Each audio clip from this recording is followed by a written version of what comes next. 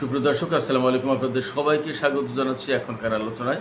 আপনাদের সঙ্গে আছি আমি সিরাজুল ইসলাম। দর্শক, অত্যন্ত জরুরি খবর হচ্ছে আমেরিকা এবং ইরানের মধ্যে নতুন করে আবার যুদ্ধ হয়েছে এবং এই যুদ্ধটা কিন্তু একদম ছোটোখাটো পর্যায়ে না।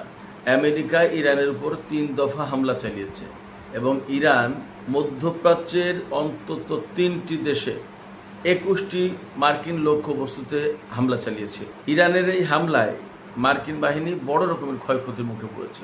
কি সেই বড় রকমের ক্ষয়ক্ষতি, বিস্তারিত জানার জন্য ভিডিওটি পুরো দেখুন। আর ভিডিওটি ভালো লাগলে লাইক, কমেন্ট, শেয়ার করুন এবং চ্যানেলটি সাবস্ক্রাইব করে সাথেই থাকুন। সুপ্রিয় দর্শক, আমাদের এই ভিডিও ফেসবুকেও আপলোড করা হয়। ফেসবুক পেজ হচ্ছে টক উইথ সিরাজ। তো দর্শক, চলুন আমরা বিস্তারিত আলোচনায় চলে যাই। আপনাদেরকে গতকালকে আমি বলেছিলাম যে আমেরিকার একটি অ্যাপাচি অ্যাটাক হেলিকপ্টার এটা ভূপাতিত হয়েছে হরমুজ প্রণালীর আশপাশে। পরবর্তীতে জানা যায় যে ওমান উপসাগরে, সেটা একদম হরমুজ প্রণালীর কাছেই বিধ্বস্ত হয়েছে। প্রথম খবর ছিল কিভাবে বিধ্বস্ত হয়ে জানা যায়নি। পরবর্তীতে খবর আসে যে ইরান এই হেলিকপ্টার ভূপাতিত করেছে। যদিও ইরান এর দায় স্বীকার করছে না, তবে আবার একেবারে অস্বীকারও করেনি। ইরানের পক্ষ থেকে বলা হয়েছে যে তারা এটা করেনি, অর্থাৎ এই হেলিকপ্টার ভূপাতিত করেনি। কিন্তু এরকম একটা চলমান ইস্যুতে কখন কি হয় তা তো বলাও যায় না, এরকম একটা কথাবার্তা বলছে। যাই হোক, এই হেলিকপ্টার ধ্বংসের ঘটনাকে আমেরিকা একেবারে সরাসরি ইরান জড়িত বলে মনে করছে এবং মনে করছে যে ইরানের কারণেই এই হেলিকপ্টারটা বিধ্বস্ত হয়েছে। মার্কিন প্রেসিডেন্ট ডোনাল্ড ট্রাম্প গতকালকেই বলেছেন যে আমি জানি এরকম আমাদের একটা হেলিকপ্টার, খুব সফিস্টিকেটেড হেলিকপ্টার ধ্বংস হয়েছে এবং এটা করেছে ইরান। এর জন্য আমরা অবশ্যই ইরানের বিরুদ্ধে ব্যবস্থা নেব এবং ইরানের উপর আমাদের সামরিক বাহিনী হামলা চালাবে, এইভাবে বলেছিলেন। তখন ইরানের পক্ষ থেকে বলা হয়েছিল আমেরিকার জানা উচিত যে এই অঞ্চলে তারা বাইরের শক্তি, বহিরাগত। তারা যদি ইরানের উপর কোনো রকম হামলার চেষ্টা করে তাহলে ইরানও পাল্টা এবং কঠোর জবাব দেবে। যাই হোক, এরপরে যা ঘটলো সেটা হচ্ছে রাত গেল, এই রাত 2টার দিকে মার্কিন বাহিনী ইরানের একদম পারস্য উপসাগরের উপকূলীয় অঞ্চল, এই অঞ্চল এবং কয়েকটা দ্বীপে হামলা চালিয়েছে। এর ভিতরে এই অঞ্চলটা মূলত হরমুজগান প্রদেশের ভেতরে পড়ে। এই হরমুজগান প্রদেশের ভেতরে আমরা জানি যুদ্ধের প্রথম দিন যে মিনাব স্কুলে হামলা চালিয়েছিল আমেরিকা, ছোট বাচ্চাদের যে স্কুল, গার্লস স্কুল, সেই স্কুলটা কিন্তু এই হরমুজগান প্রদেশের ভেতরে এবং মিনাব অঞ্চলে, এই মিনাব অঞ্চলে হামলা চালিয়েছে আমেরিকা আজকে আবার।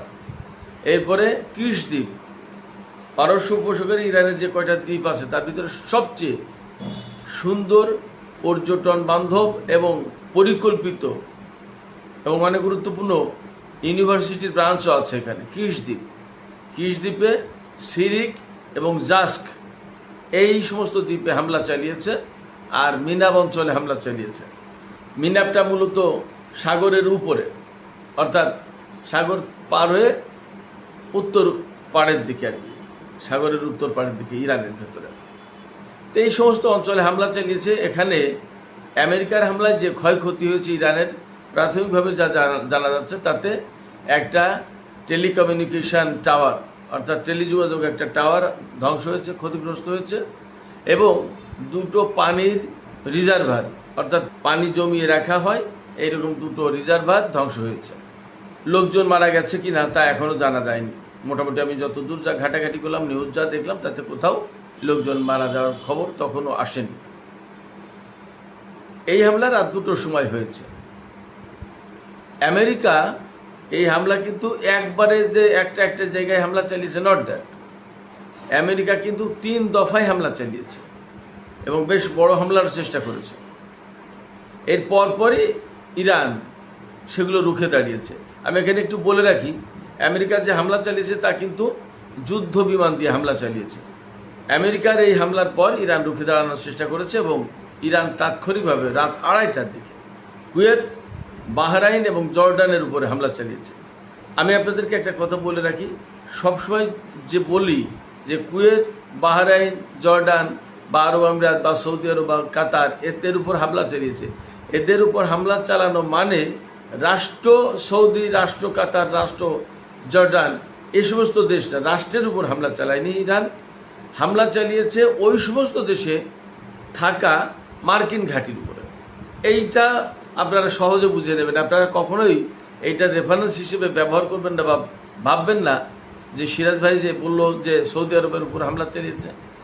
সৌদি আরব বা কাতার বা কোনো দেশের উপর হামলা চালাচ্ছে না ইরান। ইরান হামলা চালাচ্ছে ওই সমস্ত দেশে থাকা মার্কিন ঘাঁটি, মার্কিন অবস্থানের উপর। যাই হোক, কুয়েতের আলী আল সালেম বিমান ঘাঁটিতে হামলা চালিয়েছে ইরান। তারপরে হামলা চালিয়েছে বাহরাইনের ৫ম নৌবহরের ঘাঁটিতে। বাহরাইনে আমেরিকার ৫ম নৌবহরের ঘাঁটি আছে, সেই ঘাঁটিতে। আর হামলা চালিয়েছে জর্ডানের আল আজরাক বিমান ঘাঁটিতে। এই বিমান ঘাঁটিতে আমেরিকার F-35 যুদ্ধ বিমান থাকে। যা হোক, আমি এগুলোর বিস্তারিত বলার চেষ্টা করছি।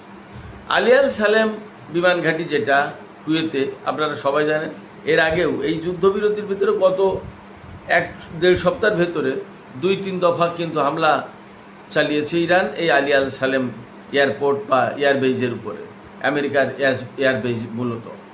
সবচেয়ে দুঃখজনক হচ্ছে যে এই সমস্ত মুসলিম দেশ, প্রত্যেকটা দেশ স্বাধীন দেশ, তাদের প্রত্যেকটা জায়গায় নিজেদের বিমান ঘাঁটি বা সামরিক ঘাঁটি নেই। আমেরিকার সামরিক ঘাঁটি শুধুই বলতে হয় আমেরিকার অমুক এয়ারবেজ, আমেরিকার অমুক নৌবহর, আমেরিকার অমুক ঘাঁটি। এগুলো অত্যন্ত দুঃখজনক। এগুলো স্বাধীন দেশে নিজেদের নিরাপত্তা নিজেরা তৈরি করতে পারেনি। সবচেয়ে বড় কথা হচ্ছে নিজেদের নিরাপত্তা নিজেরা প্রত্যেকটা দেশ এমনি তৈরি করে থাকতে পারত। আমেরিকাকে এনে আমেরিকা কি তাদের নিরাপত্তা দিতে পেরেছে? লাভটা কি? শুধুই মাত্র উসিলা বা উসলত ছিল ইরান।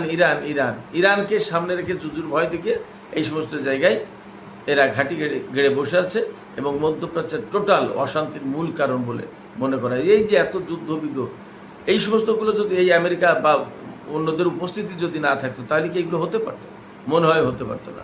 কারণ হচ্ছে যার যার দেশ সেই চালাবে।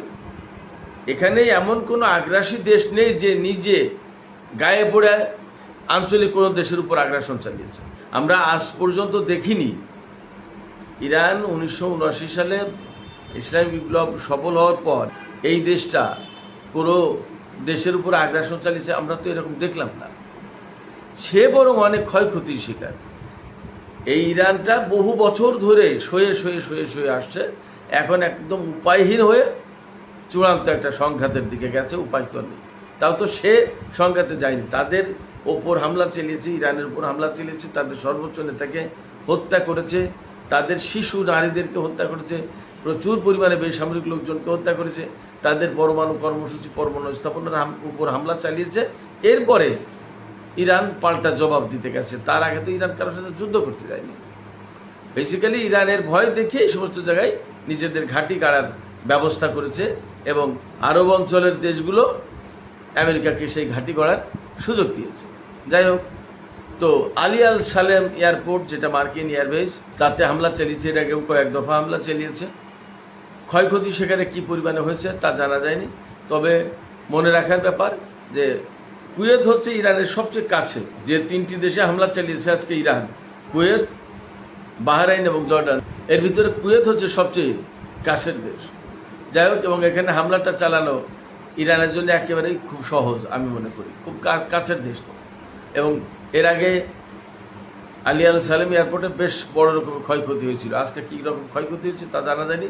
তবে আজকে যেহেতু আমেরিকা ইরানের উপর 3 দফা হামলা চালিয়েছে এবং ক্ষতির মাত্রাটা বেশ খানিক, 2টো রিজার্ভার, পানির রিজার্ভার ধ্বংস হয়ে গেছে, একটা টেলিকমিউনিকেশন টাওয়ার ধ্বংস হয়েছে, সেক্ষেত্রে ইরান আজকে বড় রকমেরই হামলা চালিয়েছে। আপনারা খেয়াল করুন যে মধ্যপ্রাচ্যের টোটাল 3টা দেশে 21টা লক্ষ্যবস্তুতে হামলা চালিয়েছে। তো কুয়েতে হামলা চালানোর পর আমরা বাহরাইনের হামলার খবরটা একটু আলোচনা করি। বাহরাইনের পঞ্চম নৌবহরের ঘাঁটি, আমেরিকার যে পঞ্চম নৌবহরের ঘাঁটি, এই পঞ্চম নৌবহরের ঘাঁটিতে হামলা চালিয়েছে। আমি সবসময় বলি আমেরিকার পঞ্চম নৌবহর খুবই বড় এবং বিরাট ব্যাপার। এই পঞ্চম নৌবহরই কিন্তু পুরো পারস্য উপসাগর, হরমুজ প্রণালী, ওমান সাগর, আরব সাগর, ভারত মহাসাগরের অংশবিশেষ এবং লোহিত সাগর, এই পুরো অঞ্চলের দেখভাল, নজরদারি, তাদের ভাষায় নিরাপত্তা, এগুলো সব মেনটেন করতো এই পঞ্চম নৌবহরের ঘাঁটি থেকে, বাহরাইন থেকে।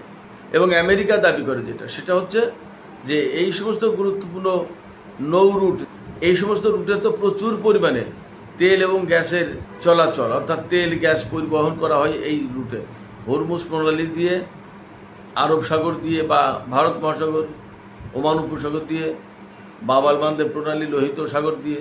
তো এই সমস্ত এলাকা দিয়েই তো তেলের চালান, গ্যাসের চালান যায়। এর সকল নিরাপত্তার দায়িত্বে ছিল আমেরিকা বা আছে আমেরিকার এই পঞ্চম নৌবহরের ঘাঁটি। কিন্তু ফ্যাক্ট হচ্ছে আমেরিকার কাছে আসলে কে নিরাপত্তা চেয়েছে আমি এইটা বুঝি না। কারণ আঞ্চলিক দেশগুলো, আমেরিকা যদি এখানে না থাকতো, আঞ্চলিক দেশগুলো যদি তাদেরকে যদি শক্তিশালী করা হতো, আমেরিকা যদি বলতো যে বাহরাইনে আমার থাকার দরকার নেই, কুয়েতে থাকার দরকার নেই, সৌদি আরবে থাকার দরকার নেই, কাতারে, ওমানে, সংযুক্ত আরব আমিরাতে কোথাও থাকার দরকার নেই, এই দেশগুলোকে, প্রত্যেকটা দেশগুলোকে যদি শক্তিশালী করে তুলতো, তাহলে এরাই তো এই নৌ রুটে নিজেদের নিরাপত্তা নিজেরাই দিতে পারতো। সমস্যা কী ছিল? সমস্যা ছিল না। কিন্তু তা করেনি। তা না করে বরং এই সমস্ত দেশে আমেরিকা নিজের ঘাঁটি গড়েছে এবং তারা সামরিক বাহিনী মোতায়েন করেছে এবং এই অঞ্চলের উপরে নিরাপত্তা নেমে বেসিক্যালি আধিপত্য প্রতিষ্ঠা করেছে, যেটা নিয়ে এখন দ্বন্দ্ব। তো এই বাহরাইনের নৌবহরের ঘাঁটিতে হামলা চালিয়েছে ইরান এবং ব্যাপক মাত্রায় হামলা চালিয়েছে। আমি যা শুনতে পাচ্ছি যে ক্ষয়ক্ষতির পরিমাণ যথেষ্ট। কারণ পঞ্চম নৌবহর এমন একটা দেশে, যে দেশের সাথে ইরানের কিন্তু ব্যাপক দ্বন্দ্ব। সংযুক্ত আরব আমিরাতের সাথে যেমন ইরানের দ্বন্দ্ব, তেমনি বাহরাইনের সাথে কিন্তু ইরানের দ্বন্দ্ব। কেন? বাহরাইনের সাথে দ্বন্দ্বের মূল যে জায়গাটা, সেটা হচ্ছে বাহরাইনের 70% বেশি শিয়া জনগোষ্ঠী। অথচ এটা তো আসলে এই যে আরব শাসক যারা, তাদের তো আর বিশেষ কোনো ধর্মের ব্যাপার আসলে তো নেই।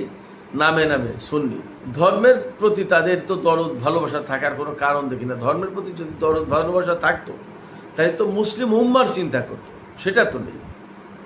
ধর্মের প্রতি ভালোবাসা বা মানুষের প্রতি ভালোবাসার পরিবর্তে এই সমস্ত জায়গায় শিয়া সুন্নির বিভেদ সৃষ্টি করা হয়েছে এবং শিয়া জনগোষ্ঠীকে ব্যাপকভাবে সংকটের ভিতর রাখা হয়, জুলুম নির্যাতনের ভিতর রাখা হয়, এরকম কথাই তো শোনা যায়। এবং শিয়া জনগোষ্ঠী বলে যে তাদেরকে বৈষম্যের শিকার করা হয়েছে, তাদের উপর বৈষম্য চালানো হয়, তারা বৈষম্যের শিকার।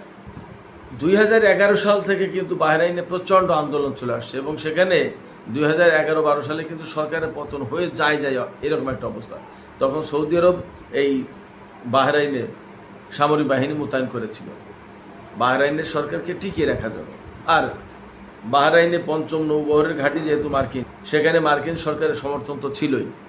তো এই যে শিয়া মুসলিম জনগোষ্ঠীর উপরে বৈষম্য, নির্যাতন বা তাদেরকে বঞ্চনার শিকার করা, এগুলোর ব্যাপারে ইরানের কিন্তু বক্তব্য আছে। ইরান কিন্তু এগুলো পছন্দ করে না এবং যেহেতু ইরান শিয়া প্রধান দেশ, সেক্ষেত্রে যেখানে শিয়া জনগোষ্ঠী আছে তার প্রতি তো তার একটু আলাদা বিশেষ দরদ ভালোবাসা থাকবে, এটা স্বাভাবিক, সেটা আছে।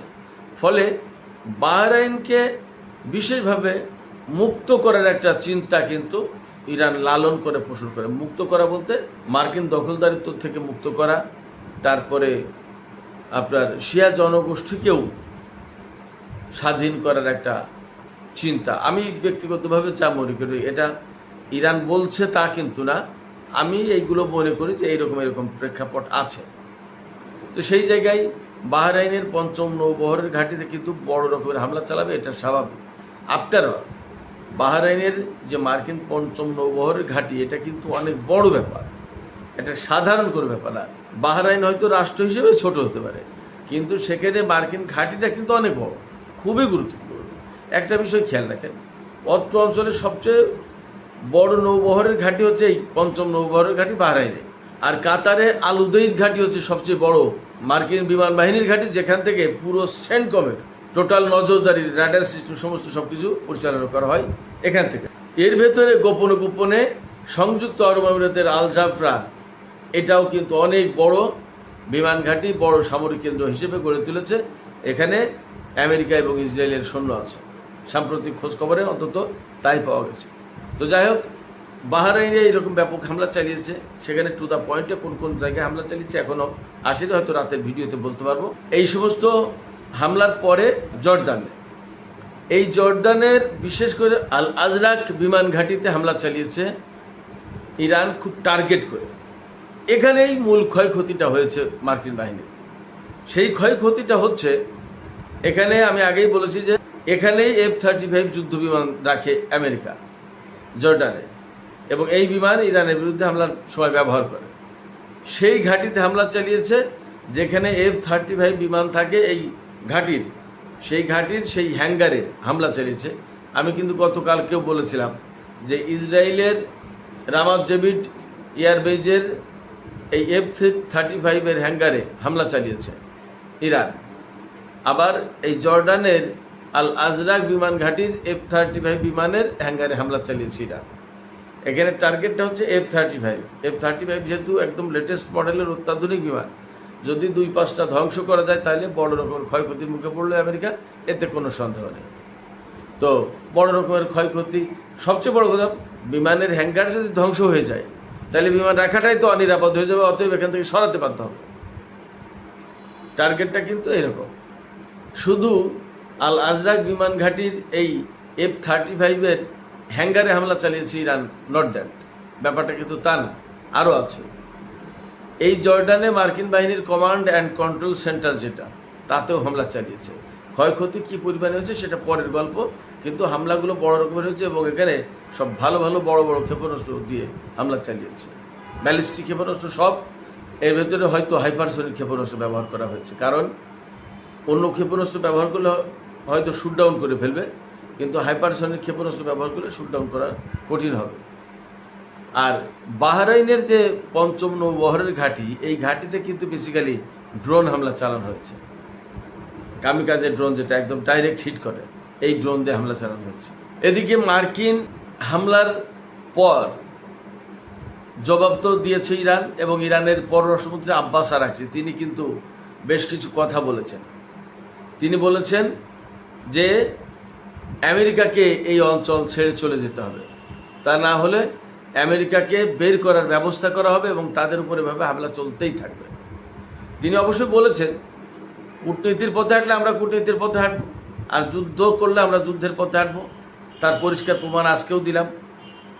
আমেরিকার প্রেসিডেন্ট ডোনাল্ড ট্রাম্প গতকালকে বলেছেন যে ইরানের সাথে 2-3 দিনের ভিতরে একটা চুক্তি হয়ে যাবে, এবং আজকেও মার্কিন কর্মকর্তারা বলছেন যে চুক্তির বিষয়টা ওই অবস্থায় আছে। যুদ্ধ বা হামলার, পাল্টা হামলার ঘটনা যেটা ঘটেছে এটা এই পাশের ব্যাপার, কিন্তু চুক্তি তার জায়গায় আছে, অর্থাৎ চুক্তি হওয়ার সম্ভাবনা এখনও রয়েছে, বাদ হয়ে যায়। তো আব্বাস আরাকচি এই কথাই বলছে যে চুক্তি যদি করতে চাও, তোমরা কূটনীতির পথে আসতে চাও, আমরা আছি, কিন্তু তোমরা যখন হামলা করবে বা তোমরা যখন আমাদের জন্য থ্রেট হয়ে দাঁড়াবে, হুমকি হয়ে দাঁড়াবে, তখন আমরা কিন্তু ছাড় দেব না। এবং আমেরিকাকে একদম সুস্পষ্ট করেছে, আমেরিকার সামরিক বাহিনীর যদি নিরাপত্তা চায়, এই সমস্ত লোকজনের যদি নিরাপত্তা চায়, তাহলে এই অঞ্চল থেকে তাদের সরিয়ে নেওয়া উচিত, আমেরিকার এই অঞ্চল ছেড়ে চলে যাওয়া উচিত। আব্বাস আরাকচি পরিষ্কার করে বলেছেন যে আমেরিকা এই অঞ্চলের কোনো দেশ না, হরমুজ প্রণালী তাদের না, হরমুজ প্রণালী ইরানের এবং ওমানের। এখানে আমেরিকার কি, আমেরিকা উপস্থিত কী কারণে, তার এখানে কি প্রয়োজন, তাকে কে ডেকেছে, ঠিক এইভাবে বলেছেন। এবং তিনি বলেছেন এখান থেকে চলে যাওয়াই শ্রেয়, তাদের মান সম্মান যদি রাখতে চায় তাহলে এখান থেকে চলে যাওয়া উচিত, তা না হলে এইভাবে একের পর এক হামলার শিকার হতেই থাকবে। এবং যেহেতু একটা উত্তেজনা, যুদ্ধ, এইরকম সংকট চলছে, সেক্ষেত্রে হরমুজ প্রণালীর আশপাশে বা ইরানের আশপাশে আমেরিকার যে সমস্ত সেনা মোতায়েন করা আছে, তারা কিন্তু যে কোনো মুহূর্তে ক্রস ফায়ারে পড়ে যেতে পারে, যে কোনো মুহূর্তেই একটা ঝামেলার ভেতরে পড়ে যেতে পারে। সেক্ষেত্রে তাদের সরিয়ে নেওয়া উচিত, আমেরিকা তাদের সরিয়ে নেই। তার মানে ইরানের পক্ষ থেকে একদম পরিষ্কার করে আমেরিকাকে মধ্যপ্রাচ্য অঞ্চল ছেড়ে দেওয়ার নোটিশ দেওয়া হলো। সুপ্রিয় দর্শক, আজকের আলোচনা এখানেই শেষ করতে চাইছি। যাবার আগে আপনাদের কাছে জানতে চাই আপনাদের মতামত কি। এই যে ইরান চোখে চোখ রেখে একের পর এক জবাব দিচ্ছে, এখন আজকে আব্বাস আরাকচি বললেন পরিষ্কার করে যে আমেরিকাকে মধ্যপ্রাচ্য অঞ্চল ছাড়তে হবে।